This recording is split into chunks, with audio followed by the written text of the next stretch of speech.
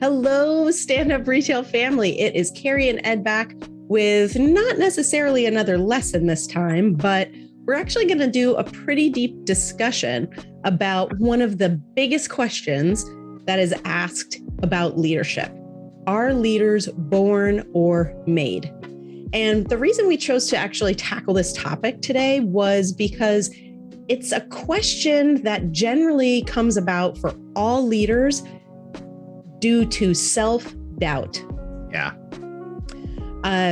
Either when someone questions their ability or they, even as a potential leader, question whether or not their dreams could actually become a reality. Mm-hmm. So it comes from a place of self-doubt. And we really wanted to address that because there are so many different studies and research papers about this topic. This has been studied for centuries.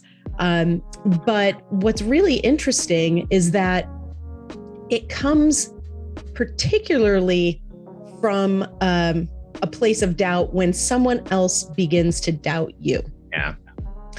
So just to share something that happened in my work history, I've actually had a leader, and this is not early on in my leadership career. This is years and years into a very successful leadership career where I progressed. But I had my direct supervisor in the middle of a heated discussion around something actually stop and question whether or not I was capable of doing my job. Yeah. And beyond the fact that I found it completely rude and completely not true, because clearly I was capable of doing my job, it made me start to think about my skill set differently. Yeah. And that moment, self-doubt started to creep in. I know. You've probably had situations where that's happened for you, Ed. I mean, for me, like to have someone question whether or not I was capable of doing the job had me starting to think, well, do I have what it takes? Yeah. Am I a right fit for this job? Well, let's see. I'm in a major metropolitan market. I'm managing hundreds of millions of dollars worth of business. I have upwards of 500 to 600 people sometimes of the year under me in terms of a leadership structure. I don't have a degree in business. I don't have any specialty education in the industry that I lead in. My style of leadership is different than other people that I see, but I've been successful. So that self-doubt crept in and started whispering, maybe you're not good enough. Yeah. Now, luckily, I pushed past that because I got really, really mad. And I wanted to prove my boss wrong. But Ed, like, can you think of a time where you started to doubt your ability? I mean, I can think of a lot of times. I will say one of the instances that I can think of is I can definitely think of one where I had self-doubt in my own. I had myself was starting to doubt myself, probably because I had gotten stagnant. And so I was seeing the doubt. Mm-hmm. But I will tell you, I did kind of once, and we've talked about this before, I had an incident where I probably midway through my career, and I was pretty established, pretty well known. I literally had a leader, a boss, say to me, call me Mr. Charming. And I just remember. Hello, HR. No, just kidding. Yeah, exactly. I remember just being taken back by that because I didn't understand what that meant. And that individual, she was talking about my leadership skills in leading a team. And it was her way of probably trying to say that she felt that I was easy on my team. I see. Yeah. And it just came out wrong. And to your point, it pissed me off. Yeah. To your point, it pissed me off. And, doubt did come in. Well, am I good at this? Because I necessarily wasn't a leader like some of the other leaders on the team, or like her. That was my boss. And it did give me some self-doubt, but like you said, I got pissed at the notion of it and I pushed past it. Yeah, I think, there's always going to be a voice whispering in your ear that you're not good enough. It's human nature. Even the most arrogant and confident leaders probably have that voice whispering louder than other people do, which is why they overcompensate. But there's always going to be moments where someone doubts your ability. And it's a scary thing to think about before you get into leadership, as frustrating as it is when it happens. Once you're there, it's even more nerve-wracking for someone who may aspire to become a leader. Yeah, exactly. When they see how leaders, the skill sets that leaders need to have, and when they watch them on display, a lot of people who think they could do it talk themselves out of it because they may not have a certain skill. So that's really why we're digging into this discussion. Because if you are experiencing that and you're wondering if you have what it takes, or you're doubting because you don't have a certain skill that you cannot become a leader, first of all, we're here to tell you that's not true. 100% that's not true. Second of all, if you are a new leader, you may find yourself challenged because you do not have some of the skills that are needed, and you begin to doubt whether or not you should be in the job you're in. Again, that's not true. We're here to tell you that that's not true. And then thirdly, if you're a struggling leader and someone is doubting your skill level because of the results you may be getting, or that you should be getting better results, we're here to tell you that you can learn your way out of that doubt. So that's why we're tackling this question. It's been around forever and a day. I'm going to handle like the historical and the scientific research portion of it, kind of the nature versus nurture. Ed, what are you going to be talking about? When we get to my section of it, we're actually going to talk about the introversion versus the extroversion, and the two different personality traits that build up a leader and what it looks like. So what they are built out of. And we're going to look at how they use those traits. Because we know that introverts and extroverts, they react to certain situations and certain environments differently. However, they still go into it with the mindset to reach the same result. So, you know what I mean? So that's what we're going to look at when we get deeper into this discussion. Yeah, I think the introvert versus extrovert discussion is probably the most relevant to everybody that we generally make content for, whether you're an emerging leader or a new leader to a role, or you're a struggling leader. That seems to be the personality trait that so many people think can't change. And maybe it doesn't need to change. Maybe it's more about an awareness. So I'm really excited to get to your part of the discussion, Ed. So let's just jump right into some historical discussion about this. All right? Cool.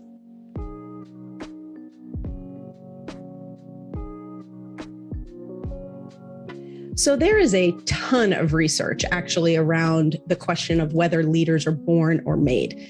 The current theory is called trait theory, but for centuries before that, it really was looked at more in terms of the hero is a leader, or a great man is a leader, or the chosen one is a leader.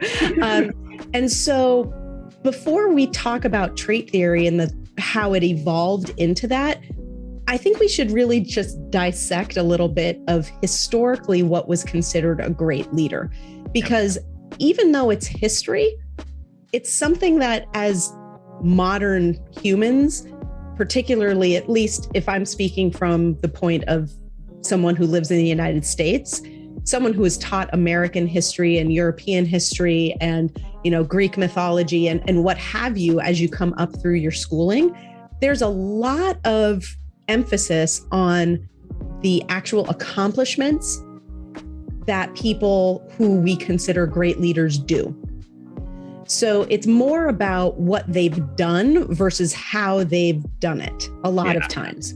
Yeah. And, and I think it really bears discussing because, we're talking like from Jesus to Socrates to Abraham Lincoln to Elon Musk.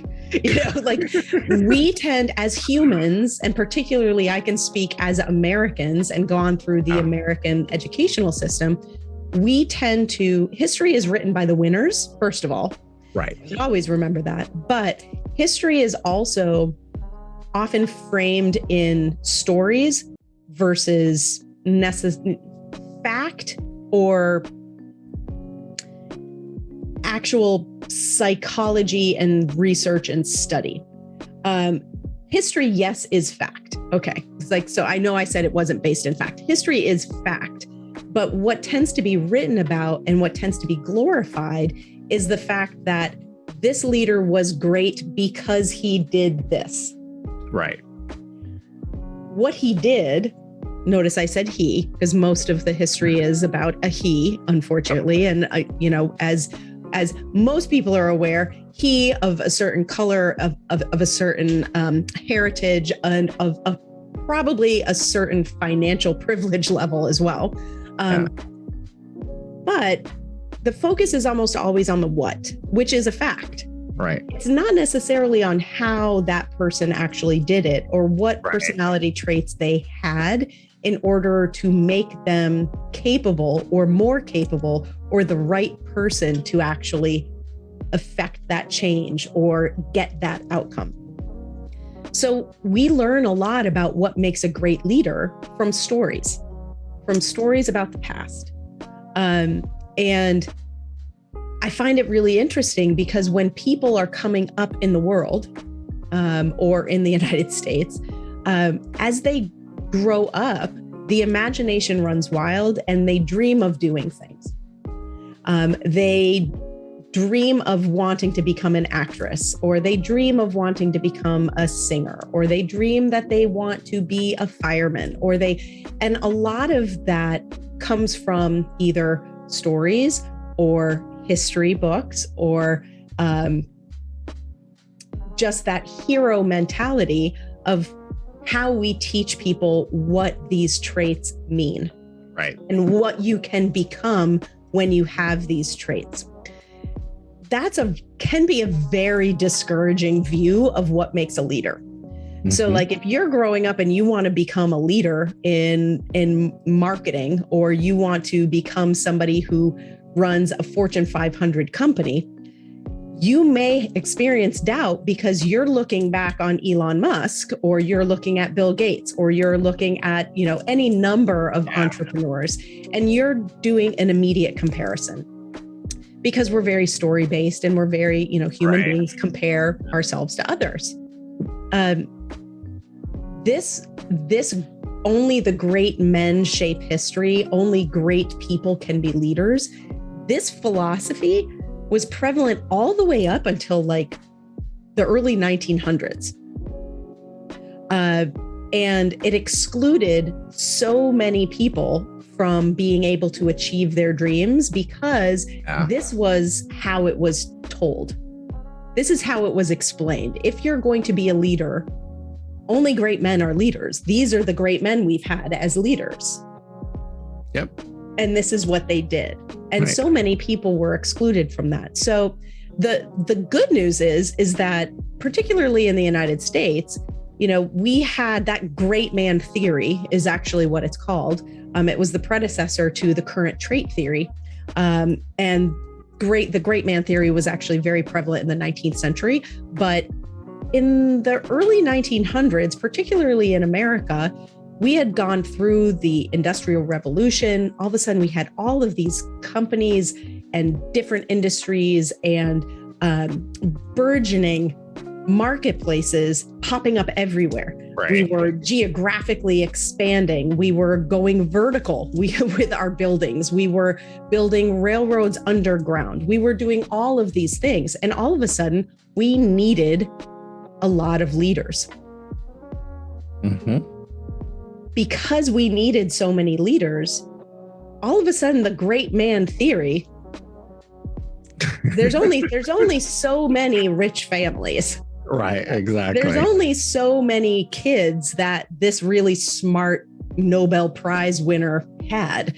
Like, the theory that you were born with it couldn't work anymore, just because there was more jobs than there were actual great leader candidates.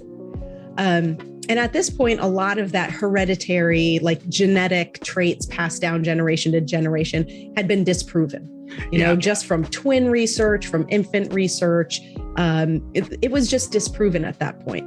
And because of the expansion and explosion of our marketplace and the economy in the United States, we needed leaders across a massive amount of different types of industries. Whether it was government expansion, or it was market expansion, or if it was a brand new product that was invented. What made you a great leader in government might not make you a good leader on the railroad. Right. Or in, manufacturing. So people really started to understand that there's a lot more nuance to being a great leader. And what it boiled down to is it really was the first time people started to look deeper into the fact that, well, they can't just be great. What do they have to be great at? Right. And that's where trait theory came about.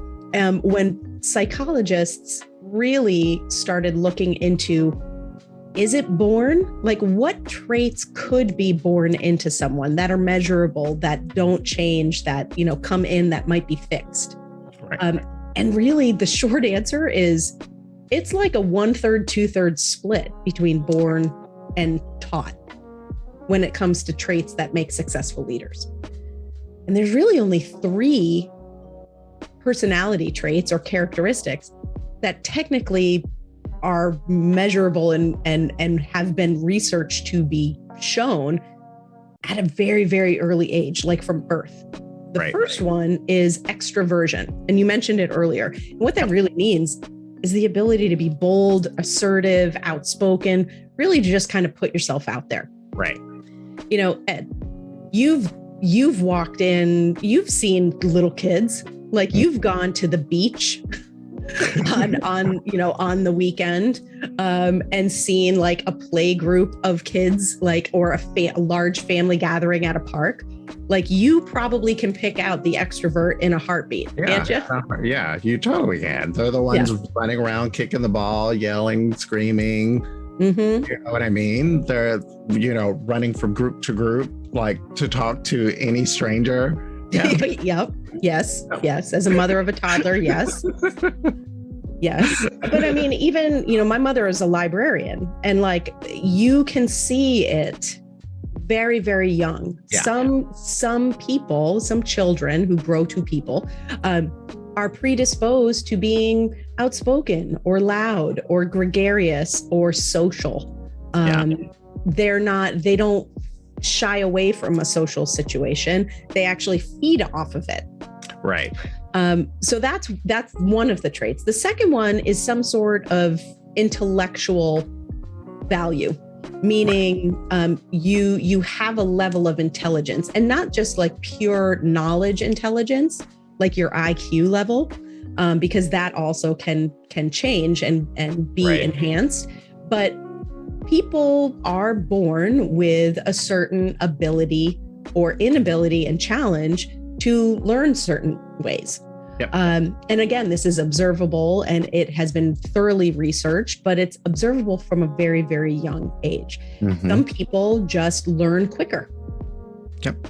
Some people can grasp concepts that are very complex easier.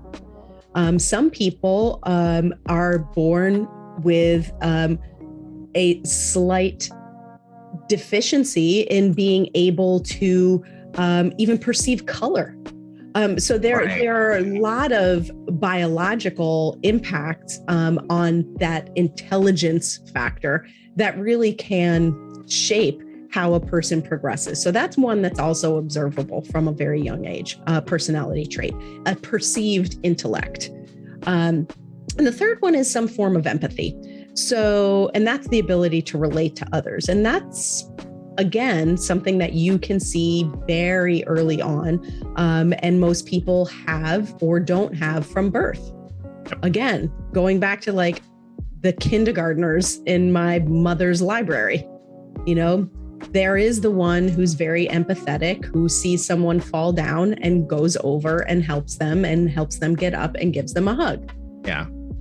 You know, and then there's the one that pushes them.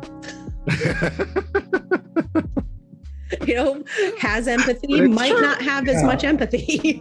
Yeah. So, you know, when people, if those are the three that are probably the most static, I mean, I would say even those three can still be worked with, right, Ed? Exactly. They totally can. Especially like you said, when you were talking about, not for anything, the intelligence part, you know, everyone has a varying degree of some level of intelligence at birth. Mm-hmm. And those are things that can be built upon and made stronger or better than, mm-hmm. you know, than someone else. Like you said, empathy is also another thing that can be taught. But it's also one of those things that not only can be taught to be better, it can also be discouraged and taught to regress and hold back. And I think that's the other half that you have mm-hmm. to talk about when it comes to these skills, you know. And then for the extroversion part of it is that you see, like I said, those children that are bold just at beginning, that are very bold and out there. But in likelihood, most people would think that this person, because they were born and they're an extrovert and they're very bold and assertive, that's a leader. But it's not necessarily. Going back to looking at your history that you're talking mm-hmm. about. It's when we look at it that way, we're looking at what that person done and not really who that person is. Very true. I like to look at, you know, one example is Albert Einstein. He mm-hmm. was a great man, and in our mind, he was a great leader, but he was a total introvert. Mm-hmm. You know what I mean? Very true. So those are skins, but like I said, in our mind, history tells us he was a great leader. Yeah, I think, and it doesn't even, like, we haven't even gotten into the nature versus nurture. Like, if those traits, you know, are born into people, more likely than not, or people start off with an intrinsic level of those three things. Just take, for example, an extroverted child.